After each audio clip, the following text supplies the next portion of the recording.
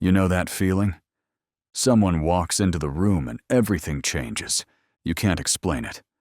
But you already know this person will drain your energy. Here's the hard truth. If you can't spot them, they'll control you. Not because they're smarter, because they understand people better than you do. And in today's workplace, that ignorance costs you promotions. I've seen smart leaders lose out, not for lack of skill, but because they couldn't handle the wrong people around them. The Stoics saw this 2,000 years ago. Marcus Aurelius, Seneca, Epictetus. They wrote about people who poison your mind like smoke in a room. Their advice wasn't be nice or stay calm. It was know the game or get played. That's the kind of wisdom you need now. Not Alan Watts's float away and find peace advice, but the kind that helps you stand your ground in chaos. I worked with a team lead once. Brilliant guy. Every Monday, one coworker cornered him to vent. He thought he was being supportive. Within months, he dreaded Mondays. His energy tanked. His performance dropped. That's not bad luck. That's psychological pollution. Here's the twist most people miss. Philosophy isn't about sitting on a mountain thinking. It's about protecting your inner fortress, so you can lead clearly when everyone else loses their mind. So who are these dangerous people? Why do they blend in so easily? And how do you guard your mind and your career against them? The Stoics weren't writing pretty quotes for Instagram. They were warriors, emperors, and slaves, people living under pressure every day. Sound familiar? If you can't read people, they'll read you. If you don't manage energy, they'll drain it. If you don't set boundaries, they'll write the rules for you. When I first moved into leadership, I thought skill and hard work were enough. Then I hit my first real wall, a people problem. A boss who said one thing in private and another in meetings. A coworker who smiled but quietly cut down my decisions. But when I started studying Stoicism, something clicked. They weren't teaching peace. They were teaching control. Control over what you think, what you feel, and how you respond. The modern workplace is just ancient Rome with different clothes. Politics, egos, power plays, same game. So in this video, we're breaking down 7 types of people the Stoics warned about. People who can block your growth if you don't spot them fast. For each one, I'll show you how to recognize them and the Stoic move that keeps your mind clear. Dangerous person. Number 1, the chronic complainer. Marcus Aurelius started each morning by reminding himself, "Today, you will meet difficult people." He wasn't being negative. He was being ready. And one of the first problems you'll face, the chronic complainer. Every meeting, they start with, "Yeah, but." Every solution has a flaw. Every plan is too hard or not their job. Here's the danger. Negativity spreads like smoke in a small room. If you don't manage it, you start breathing it in. I once coached a project manager with one teammate who complained every morning. At first, he tried to be supportive. "Yeah, I get it. It's tough." Then the venting sessions got longer. His motivation got shorter. One day, he told me, "I'm starting to sound like him." He didn't have a workload problem. He had an energy leak. Here's the shift most leaders never make. You can't fix a complainer by agreeing with them. You only make their worldview stronger. So what do? Step 1. Stay calm. Don't match their tone. Step 2. Redirect to ownership. Ask, what's one thing you can change? Step 3. Protect your time. Limit how long you engage. Think of it like a firewall. You can allow connection, but not infection. But the next one feeds your ego, and that's how they take control. Dangerous person. Number 2, the flatterer. The Stoics called this person the flatterer. Seneca warned, "He who praises you for what you are not will later blame you for what you are." Here's why this is dangerous. Most professionals don't fall to criticism. They fall to comfort. Flatterers make you dependent on their approval. You start performing for them instead of for excellence. I worked with a department head who was loved by his team. Every meeting, they told him how inspiring he was. He soaked it up. But when the numbers dipped, no one spoke up. They didn't want to disappoint him. 6 months later, upper management replaced him, not because he was bad, but because he was blind. Here's the Stoic truth. Honest feedback is oxygen. Flattery is perfume. One keeps you alive. The other just hides the smell of decay. So how do you handle a flatterer? Step 1. Ask yourself, what do they gain if I believe this? Step 2. Seek truth, not comfort. Invite challengers, not cheerleaders. Step 3. Practice what Epictetus taught. If someone speaks well of you, ask whether you have earned it. When you control your need for validation, no one can manipulate you with praise. The next one attacks your confidence with quiet hate. Dangerous person. Number 3. The envious colleague. Envy is quiet. It hides behind polite smiles and friendly questions. Epictetus said, "When you see someone upset by another's success, remember, they suffer for someone else's good fortune." Envy isn't about you. It's about the pain they feel when you rise. An envious person doesn't attack directly. They chip away, subtly. They question your ideas in meetings. They forget to copy you on emails. They smile but quietly question your motives. I coached a project manager who landed a major win. His colleague congratulated him. "You deserve it, man." But over the next weeks, that same colleague started correcting him in meetings.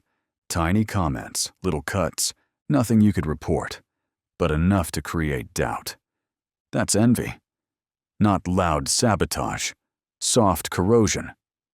Marcus Aurelius wrote, "The best revenge is to be unlike your enemy." Don't match their energy. Stay steady, keep performing. Envy fades when your focus doesn't. So how do you handle them? Step 1. Don't overshare success. Celebrate wins quietly. Step 2. Praise them publicly when they earn it. Step 3. Focus on virtue, not validation. Their envy is their burden. Your peace is your power. The next one looks busy, but pulls you off course. Dangerous person number 4. The perpetually busy but unproductive. They rush through the office like they're saving the world. Always on a deadline. Always swamped. Their calendar is full. Their inbox is bursting. But when you look closer, nothing actually moves forward. Marcus Aurelius warned, "It is possible to be busy and yet do nothing." The danger isn't just their inefficiency. It's the culture they create. Teams start copying it. Meetings multiply. Everyone's running. Nowhere. I worked with a department that prided itself on being the hardest working team. Emails at 11 p.m., back-to-back meetings, constant Slack messages. When we looked at their quarterly results, flat. One analyst said, "We're too busy to think." Busyness isn't productivity. It's distraction dressed in a suit. Here's the Stoic truth. A calm mind produces more than a frantic one. So how do you deal with them? Step 1. Don't get swept up in their urgency. Their pace isn't your purpose. Step 2. Protect time for thinking, not just doing. Step 3. Ask outcome-based questions. What's the goal here? Direction beats speed, Always. The next one spreads cynicism disguised as wisdom. Dangerous person number 5. The cynic, disguised as the realist. I'm not negative, I'm just realistic. Most cynics hide behind that line. They call it realism, but what they really mean is giving up. Seneca warned, "He who fears the future will suffer it twice." The cynic lives that fear every day and spreads it to everyone around them. You share an idea, they smirk. "We've tried that before." You suggest something new, they sigh. "That's not how things work here." Over time, that slow drip of doubt turns brave people into careful ones. Careful leaders don't build anything new. I worked with a senior project lead, 20 years in the company. Smart, experienced, and completely closed off. When younger team members pitched bold ideas, he'd say, "You'll understand when you've been here long enough." Within a year, his team stopped trying. When layoffs came, his whole department was labeled stagnant. That's what cynicism costs. Not just ideas, but momentum. Cynicism isn't wisdom, it's wounded optimism. Marcus Aurelius wrote, "Waste no more time arguing about what a good man should be. Be one." So, how do you deal with them? Step 1. Don't argue. Simply acknowledge, then pivot to action. Step 2. Model calm confidence. When they predict failure, quietly succeed. Step 3. Protect your optimism. Hope maintained through reason is leadership. The next one thrives on chaos. Dangerous person number 6. The drama magnet. Some people feed on chaos. Everything is urgent. Every conversation turns personal. Every small spark becomes a wildfire. Marcus Aurelius warned, "You have power over your mind, not outside events." Drama magnets live in the opposite truth. They give power to everything outside of them. You start with one quick message. Suddenly, you're mediating a conflict that isn't yours. You walk into work clear. By lunch, you're emotionally exhausted. That's emotional hijacking. A manager told me, "Every week there's a new crisis, but it's always the same person." Once he learned to step back with stillness, the chaos lost its grip. He didn't fight it. He just stopped feeding it. Within a month, the drama burned out on its own. You don't calm a storm by shouting over the wind. You calm it by refusing to be moved. So how do you deal with them? Step 1. Don't engage emotionally. Listen once, respond briefly, redirect to facts. Step 2. Don't own their storms. Ask, what are you going to do about it? Step 3. Guard your focus. The less you react, the faster it burns out. The final one sounds wise, but uses philosophy to avoid reality. Dangerous person number 7. The philosophical escapist. Not every dangerous person looks dangerous. Some sound calm, centered, wise. They quote Alan Watts. They talk about detachment, acceptance, letting go, until it becomes an excuse to do nothing. They've turned spirituality into avoidance. They avoid conflict by calling it peace. They avoid accountability by calling it detachment. Their calm looks like control, but it's really withdrawal. I worked with a senior analyst, always quoting philosophers. But every time a decision got tough, he'd say, "Let's not force it.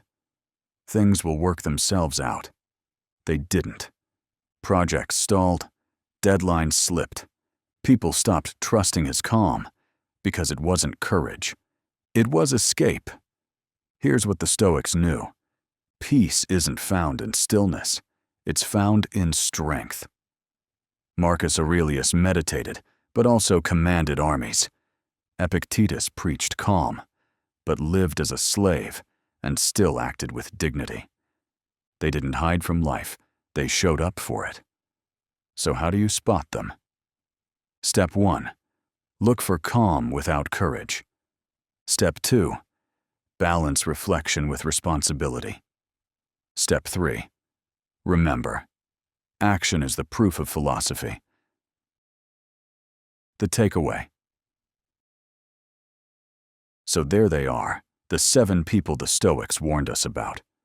The complainer, the flatterer, the envious, the busy, the cynic, the drama magnet, the escapist. Here's the one principle that ties it all together. Control what you can control. Let go of what you can't. These 7 people will drain your energy and block your growth, but only if you let them. Spot them. Set boundaries. Lead with reason, not reaction. Hit that like button if you're ready to lead with wisdom. Always remember. Executive by day. Stoic always. Monday's coming. Show up different.